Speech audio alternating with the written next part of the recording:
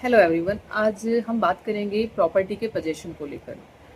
जैसे बहुत बार आपने देखा होगा कि प्रॉपर्टी पर इलीगल पोजीशन के मामले जो हैं वो बहुत तेज़ी से बढ़ रहे हैं। ठीक है, अगर आपने कहीं कोई प्लॉट ले डाला हुआ है या आपने अपना घर कोई रेंट पर दे दिया है तो पोजीशन का मामला फंस जाता है, सामने वाला पोजीशन नहीं छोड़ता है।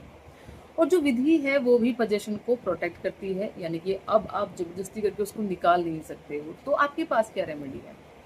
तो जो बच्चे लो कर लेते हैं, जब मैं उनसे भी पूछती हूँ तो उनका आंसर आता है तो हम जाकर पुलिस में कंप्लेंट करेंगे। ठीक है, थाने में जाएंगे, वहाँ पर जाकर कंप्लेंट करेंगे इस बारे में, जबकि ऐसा नहीं होता है।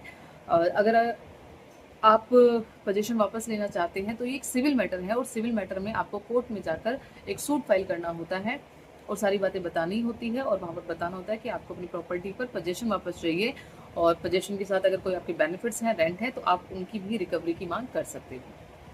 लेकिन फिर बच्चे पूछते हैं कि अगर प्रॉपर्टी जहाँ पर कब्जा है वहाँ पर कोई झगड़ा हो जाए, कोई पर्सन मर जाए या किसी को चोट लग जाए, किसी को हर्ट ग्रीवियस हर्ट हो जाए, तो क्रिमिनल मैटर बनेगा ना।